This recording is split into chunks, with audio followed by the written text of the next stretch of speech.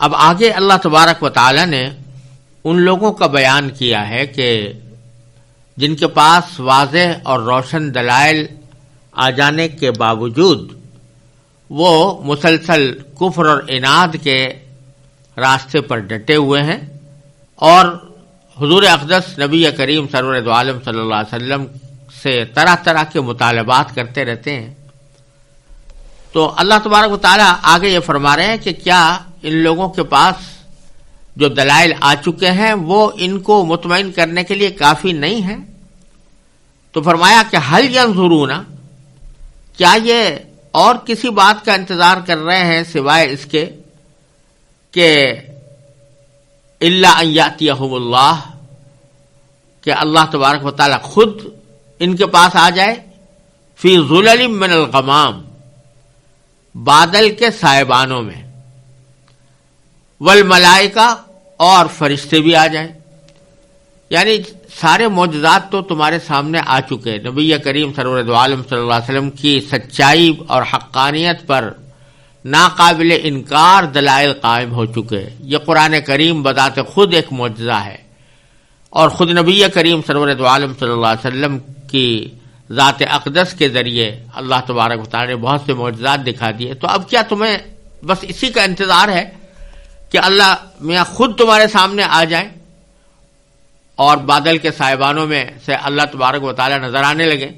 اور فرشتے نظر آنے لگے؟ تو اللہ تبارک و تعالی اس جملے کو ارشاد فرما کر اس حقیقت کی نشاندہی فرما رہے ہیں کہ ایمان تو وہ معتبر ہوتا ہے کہ جو ایمان بالغیب ہو، اور اسی ایمان بالغیب کی قیمت ہے کہ آدمی اپنی عقل کو استعمال کر کے، اپنی سمجھ کو استعمال کر کے اللہ تبارک و تعالیٰ پر اور اللہ کے بھیجے ہوئے پیغمبروں پر اور ان کی کتابوں پر ایمان لائے۔ لیکن اگر اللہ تعالیٰ کو آنکھوں سے دیکھ لیا یا اس کے فرشتوں کو آنکھوں سے دیکھ لیا تو آنکھوں سے دیکھنے کے بعد تو پھر کوئی قیمت ایمان کی اس لیے نہیں رہ جاتی کہ وہ ایمان بالمشاہدہ ہو گیا، ایمان بالغیب نہ رہا۔ تو یہ ساری دنیا تو در حقیقت جس امتحان اور آزمائش کے لیے بنائی گئی ہے وہ اسی آزمائش کے لیے ہے کہ انسان کو اللہ تعالیٰ نے جو سمجھ عطا فرمائی ہے اس سمجھ کو کام میں لا کر وہ اللہ تعالیٰ پر اور اللہ کی توحید پر ایمان لائے۔ اگر آدمی اللہ تبارک و تعالیٰ کا مشاہدہ کر لے، اللہ تعالیٰ کے فرشتوں کا مشاہدہ کر لے آنکھوں سے، تو پھر امتحان تو کچھ نہ ہوا۔ یہی وجہ ہے کہ ایمان معتبر ہے اس وقت تک جب تک کہ موت کے مناظر سامنے نہ آ جائے، یعنی انسان کی روح قبض نہ ہو جائے، اس وقت تک معتبر ہے۔ لیکن جب نزع کی کیفیت طاری ہو گئی اور موت کے مناظر سامنے آنے لگے، اس وقت تو برزخ کے عالم کے مناظر انسان کے سامنے مشاہدے میں آ جاتے ہیں، اس وقت کا ایمان کوئی معتبر نہیں ہوتا۔ چنانچہ فرعون بھی اس وقت ایمان لے آیا تھا جب غرق ہونے لگا اور منظر سامنے آ گئے،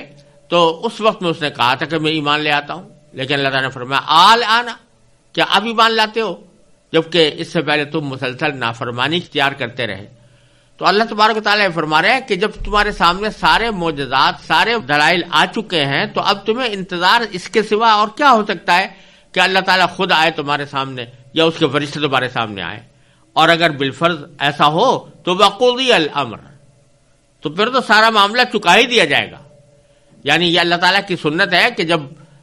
اللہ تبارک و تعالیٰ اس غیب کے معاملات کو آنکھوں سے دکھا دیتے ہیں تو پھر اس کے بعد پھر ایمان معتبر نہیں ہوتا، اور اس کے بعد پھر سارا معاملہ چکا دیا جاتا ہے۔ چنانچہ جو پچھلی امتیں گزری ہیں، انبیاء کرام ان کو عذاب سے ڈراتے رہے، اللہ تعالیٰ کا عذاب آ جائے گا، مان لو، حق راستے کے اوپر آ جاؤ، مگر وہ جب مان کر نہ دیے اور عذاب آنکھوں کے سامنے آ گیا تو اس کے نتیجے میں ان کو ہلاکی ہونا پڑا، پھر ان کا ایمان معتبر نہیں ہو سکتا۔ تو یہاں پر بھی اللہ تعالیٰ فرما رہے ہیں کہ اگر بالفرض اللہ تبارک و تعالیٰ اپنی قدرت سے اپنا دیدار بھی کرا دے اور فرشتوں کو تمہارے سامنے بھیج کر ان کو تم اچھی طرح آنکھوں سے دیکھ لو، تب بھی اس کا نتیجہ یہ ہوگا کہ قضیہ سارا معاملہ چکا دیا جائے گا، پھر تمہارے پاس ایمان لانے کی کوئی گنجائش باقی نہ رہے گی، پھر تو ایک ہی راستہ ہوگا کہ تمہیں ہلاک کر دیا جائے۔ وَإِلَى اللَّهِ تُرْجَعُ الْأُمُورُ، اور اللہ ہی کی طرف تمام معاملات لوٹ کر رہیں گے۔ یعنی اب اگر تم اس وقت ایمان نہیں لا رہے اور اگر اس پر تمہیں فوری طور سے کسی سزا کا سامنا نہیں کرنا پڑ رہا تو آخر کار تو معاملات اللہ تعالیٰ کے پاس ہی جائیں گے اور وہی ان کا فیصلہ کرے گا. اور آگے پھر خاص طور پر اللہ تبارک و تعالیٰ نے یہ فرما دیا کہ اگر تمہیں یقین نہ ہو تو بنی اسرائیل سے پوچھ لو. عام طور سے منافقین جن کا ذکر پیچھے آیا تھا وہ بنی اسرائیل ہی سے تعلق رکھتے تھے، تو ان کے ساتھ ان کا اٹھنا بیٹھنا بھی تھا. لہذا آگے فرمایا کہ سل بنی اسرائیل، بنی اسرائیل کے لوگوں سے پوچھو، کم آتیناہم من آیۃ بینہ، کہ ہم نے ان کو کتنی واضح اور کھلی ہوئی نشانیاں دی تھیں، یعنی کھلے کھلے معجزات ان کے سامنے آئے تھے. حضرت موسیٰ علیہ السلام عصا کا معجزہ لے کر آئے، وہ عصا سانپ بن جاتا تھا. پھر حضرت موسیٰ علیہ السلام ہی کے عصا کے ذریعے اللہ تعالیٰ نے 12 چشمے پھوٹ کر دکھائے گئے، اور پھر نہ جانے کتنے معجزات حضرت موسیٰ علیہ السلام کے ذریعے اللہ تعالیٰ نے ظاہر فرمائے. اور اسی طرح پھر بعد میں حضرت عیسیٰ علیہ السلام کو بہت سے معجزات عطا فرمائے. کتنی دلیلیں واضح اور کتنے واضح معجزے ان کو عطا فرمائے تھے. لیکن ہوا کیا کہ جن لوگوں نے ان نشانیوں کے مشاہدے کے باوجود اپنے جھٹلانے کی روش جاری رکھی اور کفر پر ہی ڈٹے رہے، تو اس کا نتیجہ کیا ہوا کہ آخرکار اللہ تعالیٰ نے ان کو اپنے عذاب میں پکڑ لیا. اسی کو اللہ تعالیٰ فرماتے ہیں آگے، وَمَن يُبَدِّلْ نِعْمَتَ اللَّهِ مِن بَعْدِ مَا جَاءَتْهُ فَإِنَّ اللَّهَ شَدِيدُ الْعِقَابِ.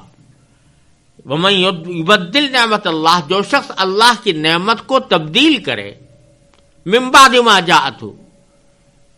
اس کے بعد کہ وہ نعمت اس شخص کے پاس آ چکی ہو. اس نعمت سے مراد وہی دلائل ہیں، حق کے روشن دلائل جن کا ذکر پیچھے آیا تھا، کہ یہ اللہ تعالیٰ کی نعمت ہے کہ تمہیں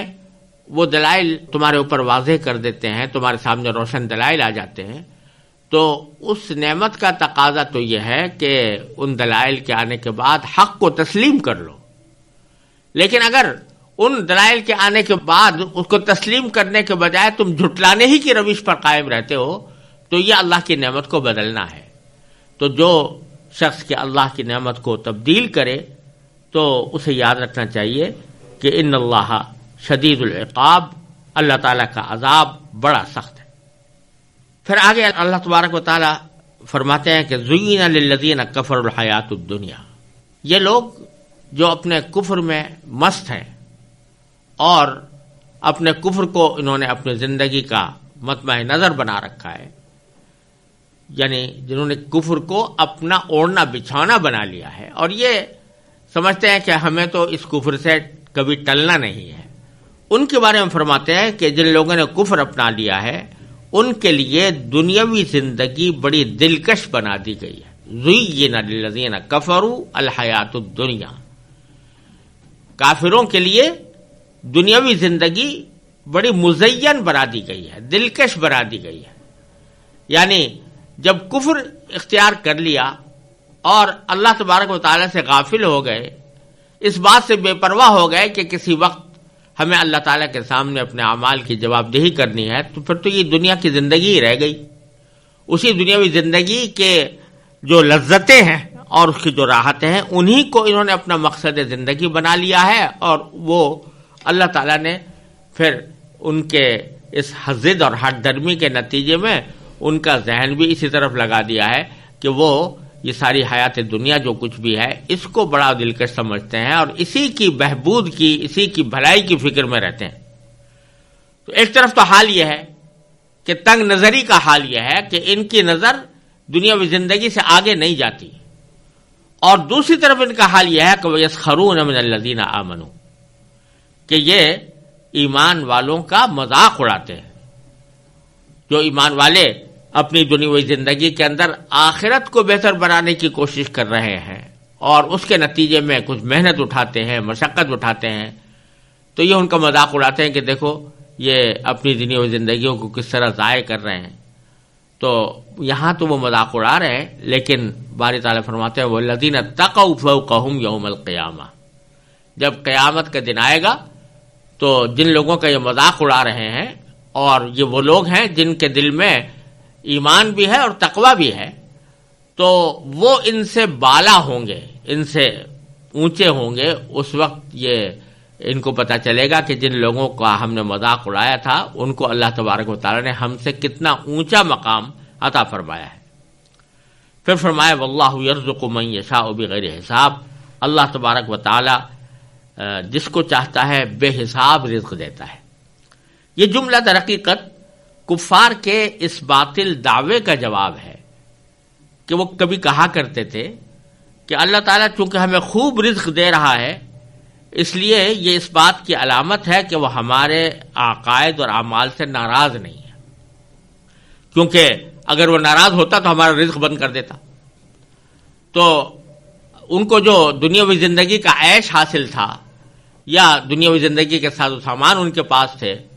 ان کو وہ اس بات کی دلیل کے طور پر پیش کرتے تھے کہ اللہ تعالیٰ ہم سے ناراض نہیں ہے، لہذا ہم جو کچھ کر رہے ہیں ٹھیک کر رہے ہیں۔ اس کا جواب اللہ تعالیٰ نے دیا ہے کہ دنیا میں رزق کی فراوانی کسی کے حق پر ہونے کی دلیل نہیں ہوتی۔ دنیاوی رزق تو اللہ تبارک و تعالیٰ جس کو چاہتا ہے اپنی حکمت اور اپنے معیار کے مطابق جس کو چاہتا ہے عطا فرماتا ہے۔ اللہ کے نزدیک الگ معیار مقرر ہے کہ جس کو چاہتا ہے بے حساب رزق دیتا ہے، خواہ وہ کافر ہی کیوں نہ ہو۔ اب دیکھیے فرعون تھا، نمرود تھا، قارون تھا، یہ سب بڑے بڑے کافر تھے، لیکن اللہ تبارک و تعالی نے دنیا کا رزق ان کو بہت کچھ عطا کیا تھا۔ تو محض یہ بات کہ تمہارے پاس رزق بہت مل رہا ہے اور تمہارے پاس دنیاوی ساز و سامان بہت ہیں، یہ اس بات کی دلیل نہیں ہو سکتی کہ تم حق پر ہو، بلکہ حقیقت میں تم نے روش کفر کی اختیار کر رکھی ہے، اور جو روشن دلائل تمہارے پاس آئے ہیں ان سب کو مد نظر رکھ کر تمہیں اپنا طرز عمل متعین کرنا چاہیے۔